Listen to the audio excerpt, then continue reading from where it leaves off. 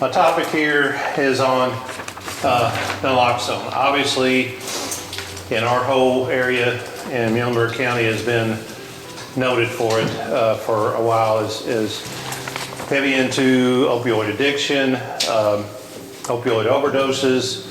Certainly the eastern part of the state, it's much, much worse, and talking to my colleagues there, and then certainly around the Louisville, Lexington, Northern Kentucky area. There's always a resurgence of heroin depending on the accessibility, and then now we've got people who can just order straight car fentanyl from China and get it shipped in by the kilo. If they don't catch it, they will put it in heroin, and that's where a lot of deaths have occurred. In the really bad heroin areas, they even have testing kits to test it for fentanyl, so they can then try to alert all the people about it.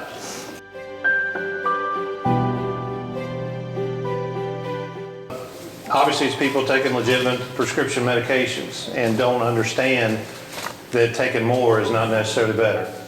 Methadone is a very long-acting pain reliever, so it is a very dangerous drug because some people's like, well, I'm not getting any relief, so I'll take some more, and I'll take some more, and oh, by the way, here the half-life happens 12 hours down the road, and all of a sudden all their levels go up, and there's an overdose. Just a side note on fentanyl patches, that's your Duragesic generic patches.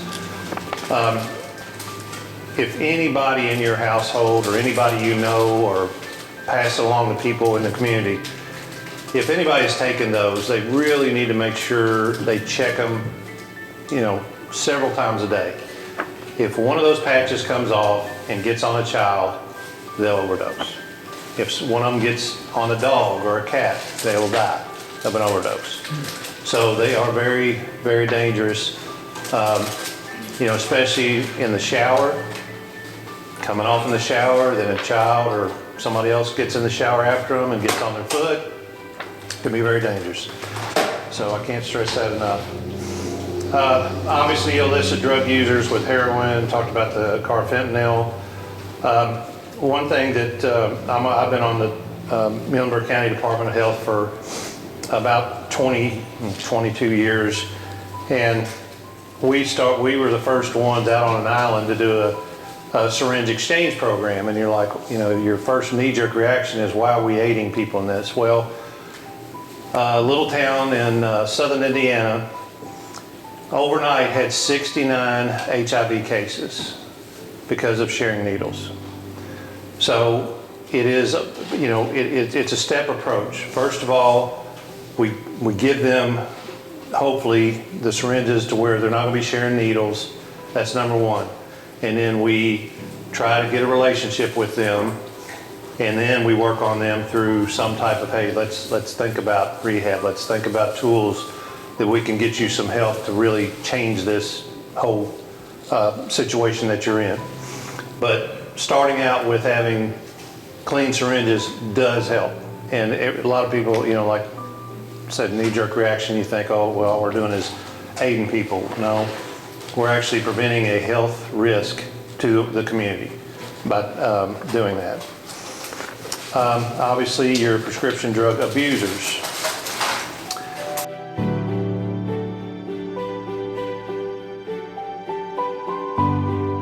Look at all of your celebrities. Prince, the next day, Prince was going into rehab. So he was, that one last time he was going to get high, and it cost him his life. And that's happened with a lot of people. They're going into rehab and they're like, okay, one last fix, and then I'll give it up. And then the other time would be a relapse. Year, 2 years down the road, they're going to start on the same level that they left off at, and their body can't handle it. So those are the two biggest times that you see overdoses. Now you can see them in many, many other occasions, such as emotional events in somebody's life, but those are the two biggest times. And just examples of opioids, just run down: methadone, oxycodone, hydrocodone, fentanyl, the heroin, morphine, codeine, meperidine. There's actually a few more.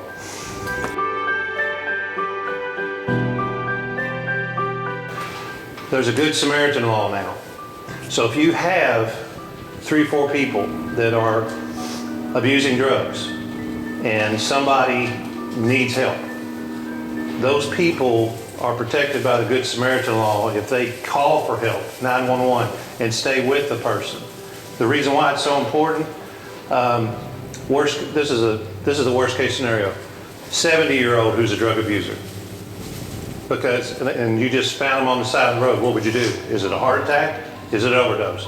We need the people there to tell us what's going on. Obviously, stereotyping, if you got somebody 20, 25, they're passed out, unresponsive, you would think it's going to be a drug overdose. But you don't think a 70-year-old is going to be like that. 70-year-old is more cardiac arrest. We need to get going with CPR. You don't think about Narcan, but guess what?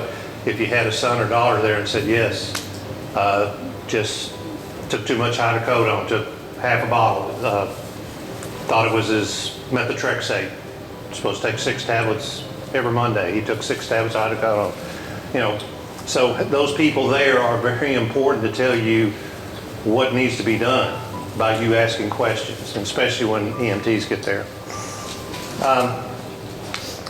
Obviously, the time to overdose doesn't take long.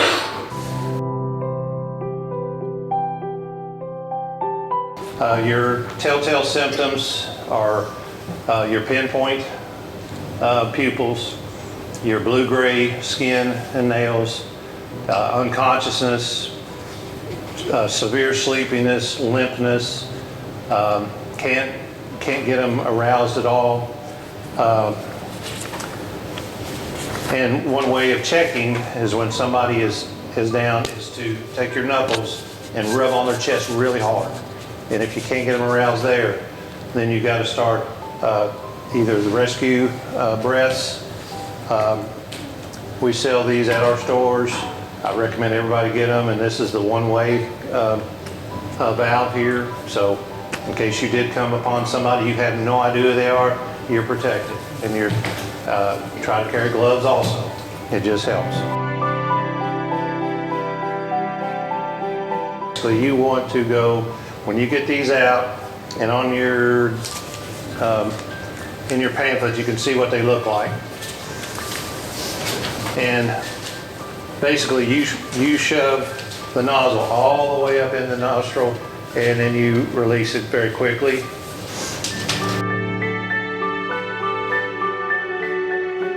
Who can think of what's going to happen when you take somebody and put them in withdrawal?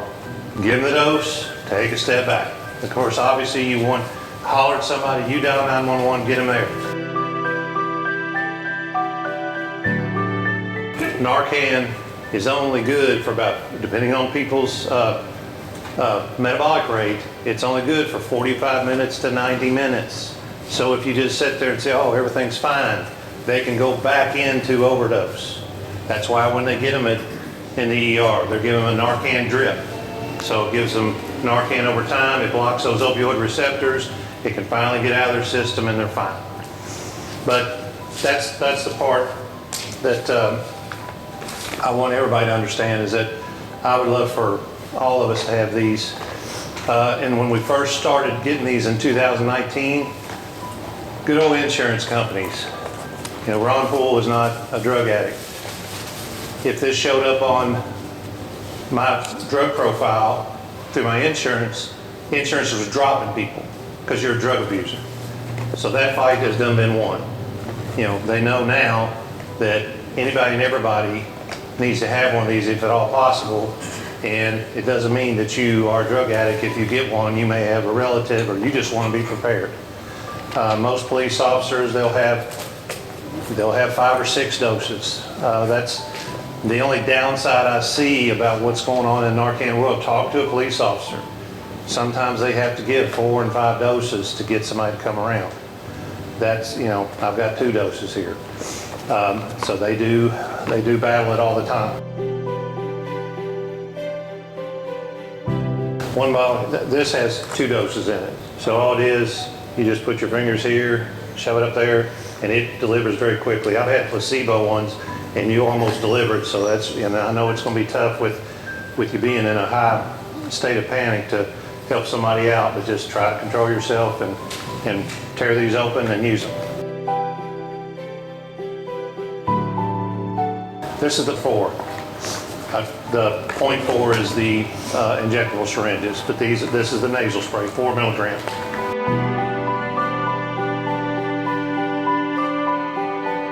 Yes, in certain pharmacies in the state, and that was done by statute because of this opioid epidemic. All of our pharmacies have pharmacists that have taken the extra education, and we have a medical protocol to go by, and we have to log all these things, but it's not a problem.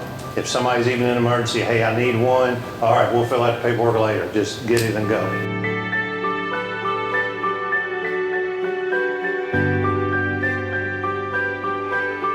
It's still up there, and the sad part, since I've been practicing pharmacy for 29 years, used to be able to get this in an ampule, 25 of them for less than $10.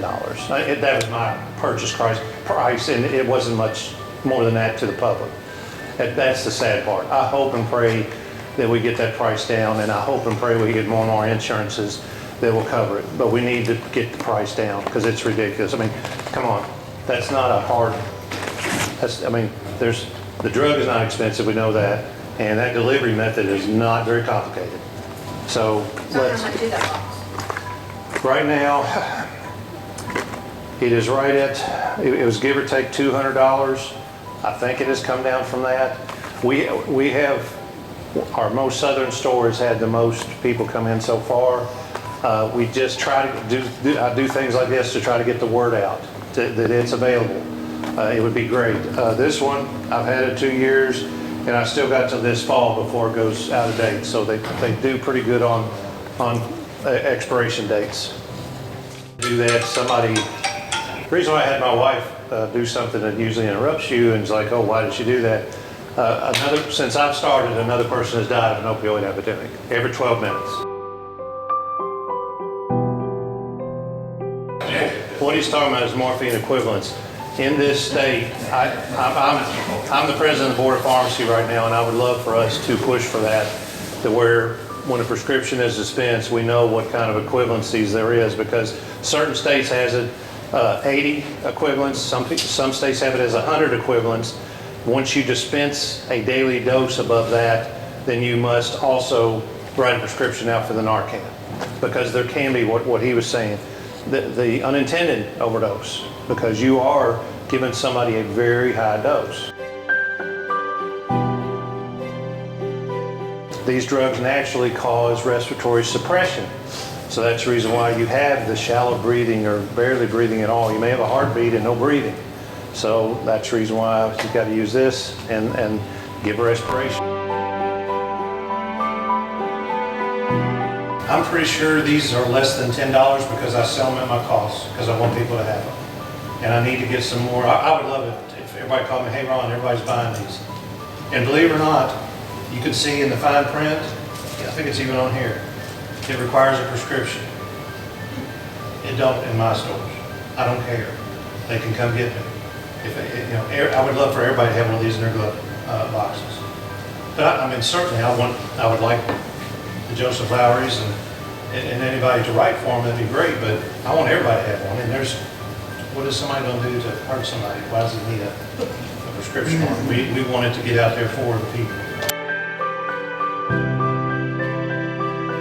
It does nothing because, again, it blocks opioid receptors. Okay. And just like, let's just say somebody is unconscious due to methamphetamines or stimulants that they took, it does nothing to them. It doesn't harm them. Okay. It won't help them. Right. Because they need cardiac drugs in the ER to help them get their body back where it needs to be because it's so stimulated. Blood pressure's up, heart rate's up, everything's up. But it does not cause the harm. Putting guardrails on it, like Joseph just said, to where we make people aware that dose that they have could potentially be dangerous. Also, making people aware, don't drink while you're taking hydrocodone and oxycodone. Don't take benzodiazepines, Xanax, and Valium when you're on those, because it makes takes away the anxiety. You don't feel anything. All of a sudden, you're taking more and more. You forget about what dose you just took. the Suboxone has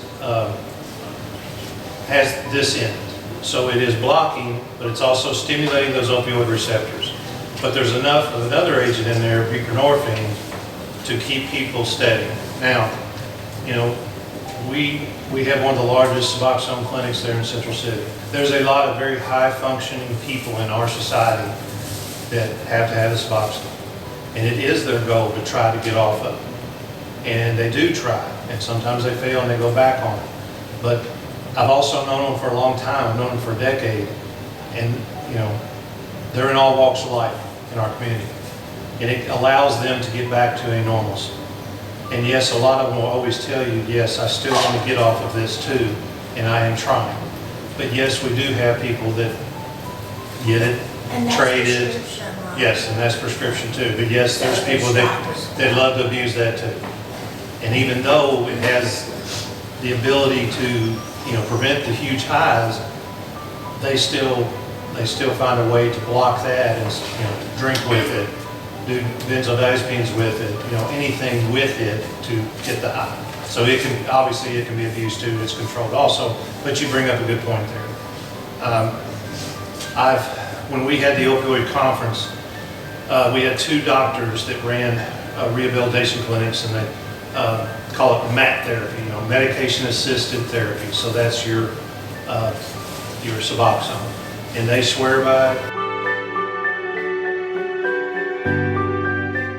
One doctor just got up in front of us and he just said, all right, look at all the things that's got this person to this point in life, and now they're functional. So why would I want to jerk the rug out from underneath of them if they're not ready, or if they're very functional in society right now? Because everybody's lifestyle, I could give you all different scenarios of why people, just like Mark mentioned, you know, different traumatic events in people's lives that's got them into that bad situation. And now they've got them to where they're in a good situation, and they're positive. They're doing things in life. They're working back to a normal family life. You know, so he just said, so this thing about everybody's goal is get them off, get them off, get them off. Hey, it's a lifesaver for a lot of these people. If my wife and I had a 22-year-old daughter that had leukemia, and we lived in this community, and I know how good this community is, and I know that there would be a lot of people that would jump in there, and, you know, church members and everybody would come over and cook for them and send them food and all this stuff. Well, what if we had a 22-year-old daughter who was an addict? What's the stereotype? They have a sickness. They have a sickness just like the leukemia. But everybody looks at the parents like, well, they obviously did something wrong raising them. Or they have a sickness and, well, it's their own fault. But addiction is a disease. And you can label it any way you want. But I've been very fortunate to listen to a young man, and I mean, he graduated from Center College he played baseball there, and he said from his sophomore year on, he don't remember much because he was high the whole time. He said, my mom and dad were 2 of the best parents that you could ask for. He went through their background and everything. And then fast forward 3 or 4 years, he's in Newport, and nobody can recognize him because he's had so many bed bug bites all over him. His hair's down to his shoulders, and he finally has hit rock bottom. And now this young man, I saw him a year and a half ago, but this was 6 or 7 years ago when he had been sober for a year, and he was doing these testimonials. But now, huge advocate in this state for addiction. He has a program. He's developed this whole thing. But his main message was that day is that please don't stereotype people who are an addict because they're sick, and there's not. He said every single addict I've heard testify say there's no addict that says, oh, I'm so glad that I'm high today. I am so glad I got those drugs today. No, this will be my last one, and I hate my life, and I wish I could do something to change my life. He said, I've never heard an addict say, man, I am so glad I got a new fix.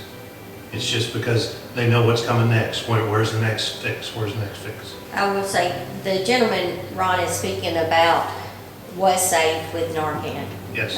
He had gone into rehab, I think, and then did the same thing, had a relapse, took too much, and was saved with Narcan. And he is a huge proponent of people carrying Narcan because of that, because he said, you know, I wanted to get better. I was trying to get better, but I just needed that help of that Narcan to give me that second chance in life, kind of thing.